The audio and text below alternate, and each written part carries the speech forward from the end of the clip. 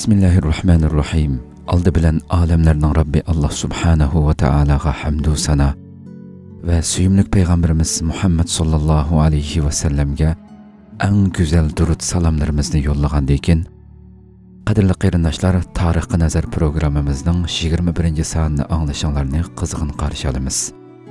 Biz bu programımızda Şarkı Türkistan'ın meşhur rehberlerinden merhum Muhammed Emin Buğra'nın Şarkı Türkistan Tarihi namlı kitabını diqqatinglarga sunup kelyapmiz. Ötken qitim qısanımızda Şarkı Türkistan'ga yana Xitoy istilası degan babdan başlap so'zlab kelib, 16. fasl Sharqiy Uyg'ur davlati degan babga kelgan edik. İnşallah bugun shu yerdan başlap diqqatinglarga sunishni davom qilamiz. Mikrofon oldida qarindoshinglar Abdullah Yalqun.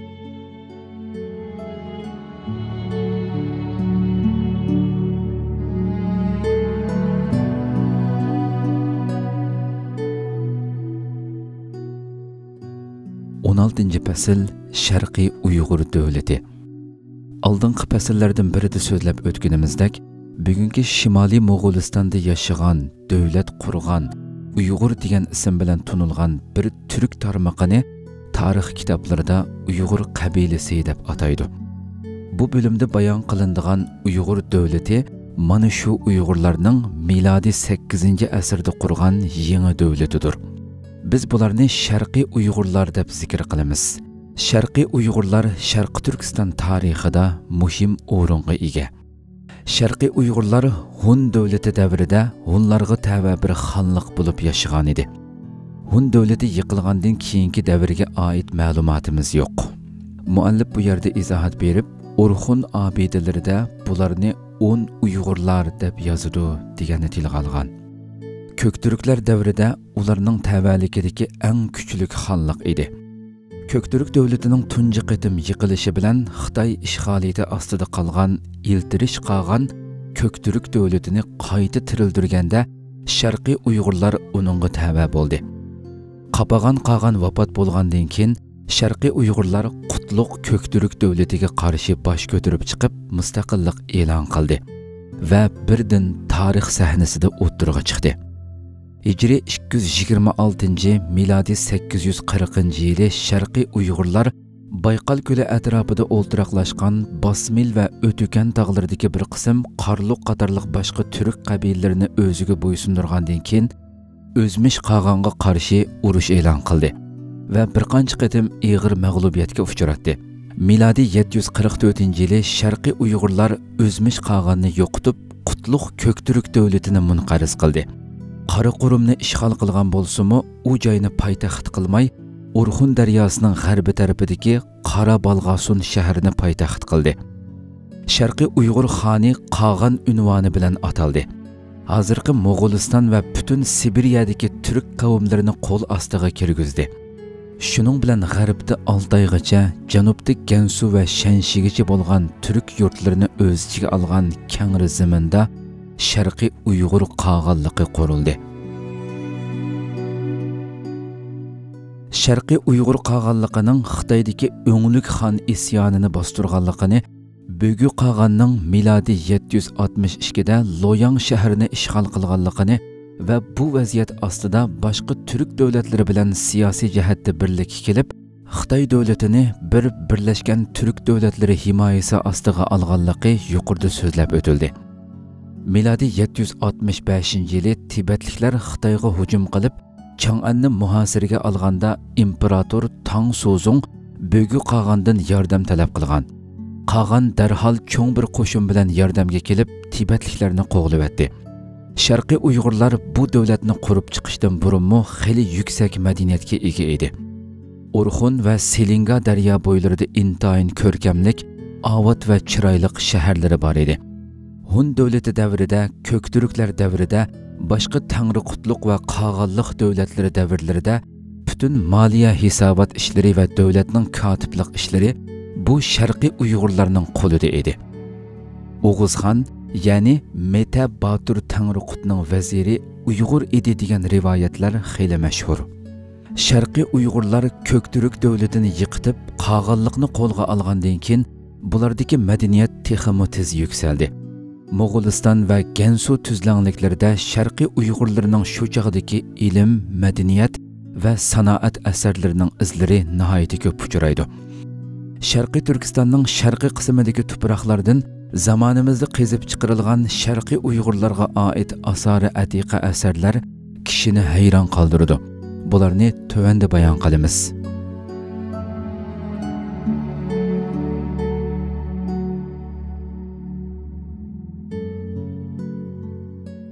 Sharqiy Uyg'ur davlatining yiqilishi.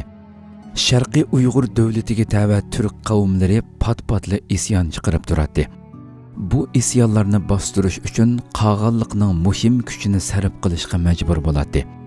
Bu isyonlar davom qilib, Uyg'ur davlati ojizlashib qoldi. Bu isyonkor qavmlar ichida eng kuchlisi Yansay daryosi bo'yidagi qirg'izlar edi. Qirg'izlar hijriy 226 milodiy 840-yili Qora Balg'asun shahriga hujum qilib ishg'ol qildi. Mag'lub bo'lgan Uyg'urlar 1000 yildan beri yashab kelgan yurtlaridan ko'chib ketishga majbur bo'ldi. Sharqiy Uyg'urlar bu hodisa natijasida ikki qo'lga ayrilib, az bir qismi Gansuning shimoliga berib yerlashdi. Xitoylar bularni Chin Fan va yoki vahshiy Uyg'urlar deb ataydi. Yana bir cho'ngroq qo'li Sharq Turkistonga qarab mengib, 3 el hozirgi G'arbiy Gansu, Qumul, Qo'chu, Beshbaliq, Eli, Kingit va Ro'ran qatorliq o'lkalarga yerlashdi. Uzunga qolmay ko'chib kelgan Uyg'urlar asli yerlik turk qarindoshlari bilan aralashib ketdi. Hatto ularni boshqarib hokimiyatni boshqa chiqdi va bu joylarning xollari bu Uyg'urlardan bo'ldi. Keyincha hammasi birlashib bir xonning hukmronligini qabul qildi. Bu birlashgan xonlikning cho'ngi Idiqut deb ataldi. Bu Uyg'urchada davlat egisi deganlik bo'ladi.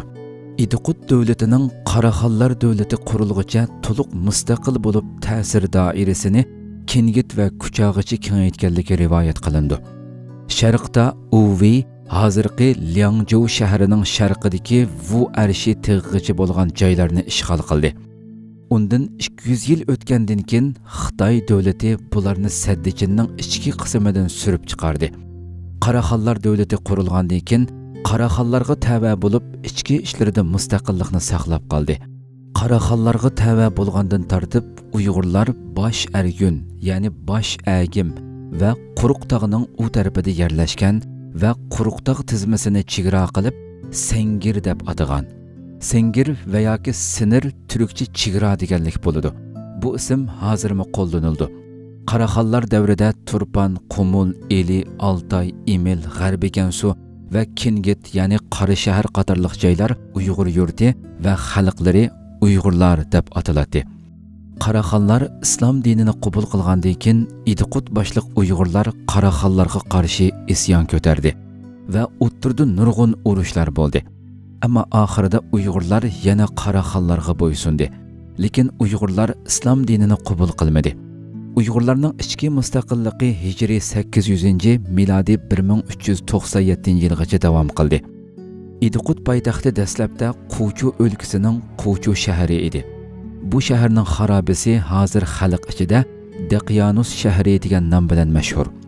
Buning atrofidagi kanit hozir Qarag'o'ja, Qaraquchu deb ataladi. Idiqut xonligi Qaraxonlardan yuz o'rgandan keyin poytaxtni Beshbaliqqa yo'tkigan. Beshbaliq 5 qal'a va yoki 5 shahar deganlikdir. Bu yerda berilgan izohatda monolar tilga ilingan. Shuni alohida eskartib o'tish kerakki, Sharqiy va G'arbiy Turkiston xalqi shaharni kanit deb ataydi. Yarkent, O'zkent, O'rdakent, Yangikent, Semizkent, Samarqand qatorliqlar mana bu so'zdan kelib chiqqan. Mo'g'uliston atrofidagi turklar shaharni Baliq deydi. Beshbaliq, Cho'ngbaliq va Ilibaliq deganlarga o'xshash. Chingizxon zamonasida Qaraqurum shahri Xonbaliq deb atalgan. Qubilay Xon zamonasida Beijing Xonbaliq deb ataldi. Beshbaliq hozirgi Urumchi shahri bo'lib, Xitoy istilosidan keyin Xitoylar buni xitoylashtirib, Vulumuchi deb atashga boshladi.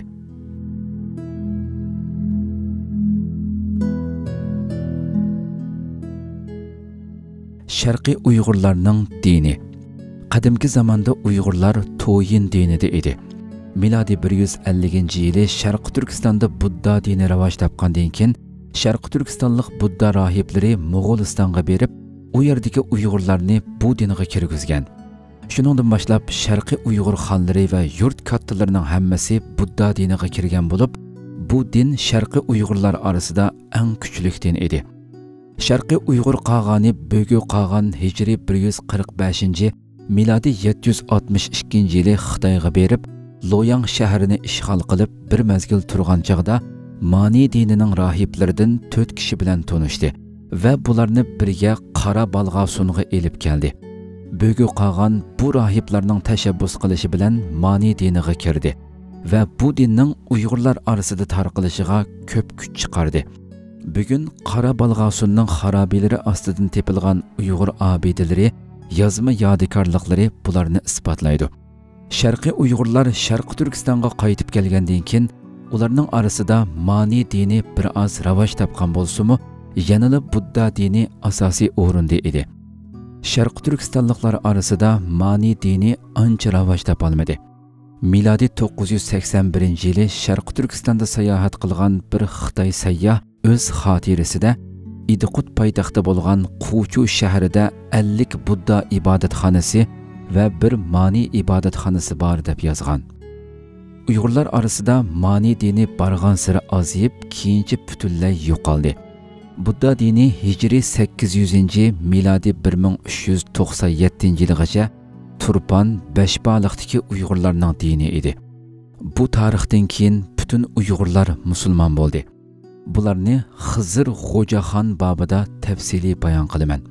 Miladi 14, hijriy 8-asrda Beshbaliq shahrida yashagan bir Uyg'ur yozuvchi tarjimon Xitoy tilida yozilgan Budda kitobi Sutrani Uyg'ur yoziqi bilan turkchaga tarjima qilgan. Altun Yoruq, ya'ni Altun Hidoyat deb nom berilgan bu kitob hozir Yevropa muzeylarida saqlanmoqda.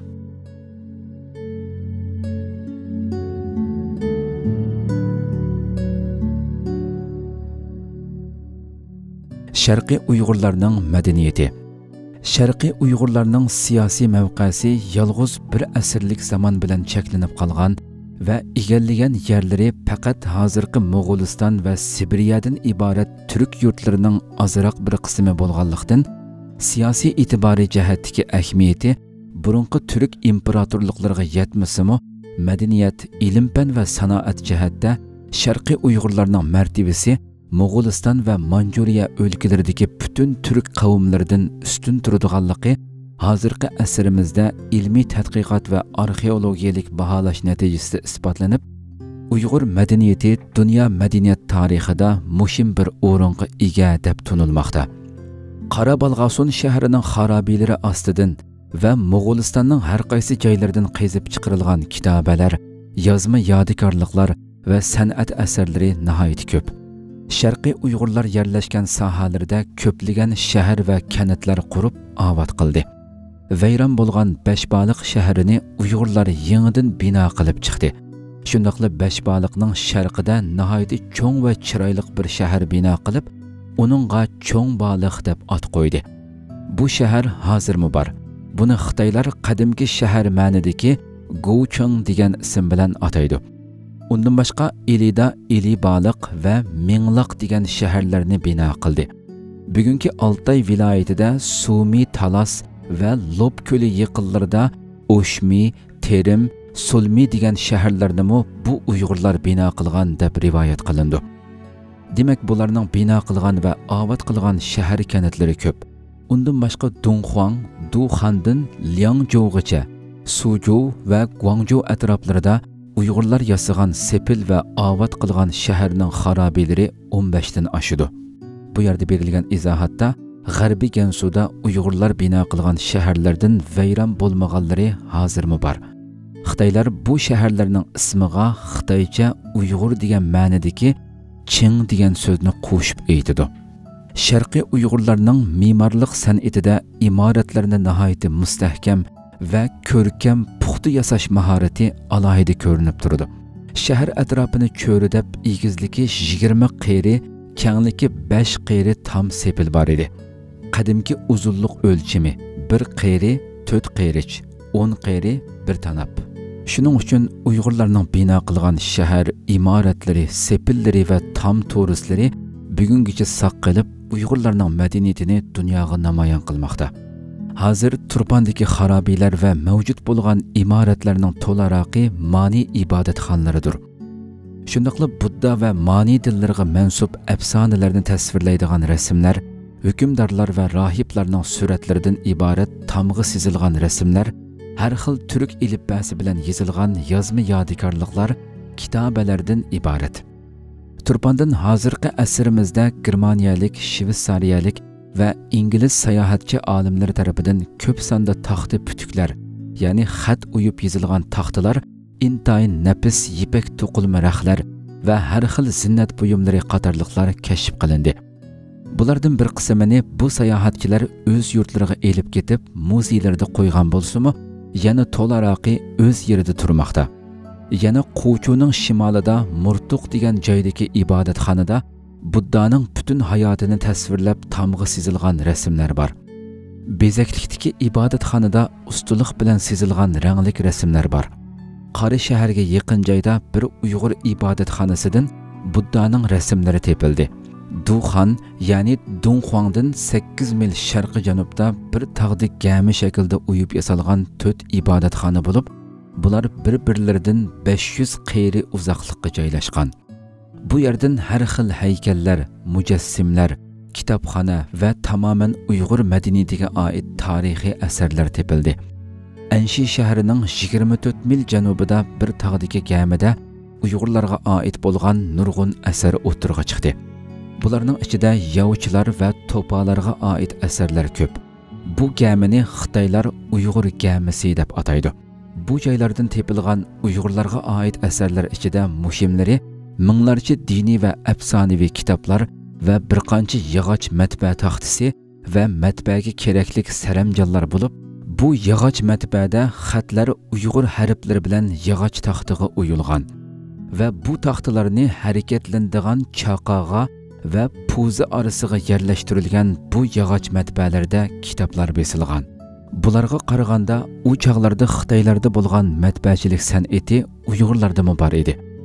Yuqorqilarning hammasi Uyg'urlarning g'oyat yuksak bir madaniyatga ega bo'lganligini isbotlaydi. Bu asarlar haqida Germaniyalik olim mundaq deb baho berdi. Angliya, Germaniya va Fransiyada mundaq narsalar hech yo'q. Turklar bundaq go'zal va buyuk madaniyat egisi ota-bobovalari bilan faxrlanishga haqlidir.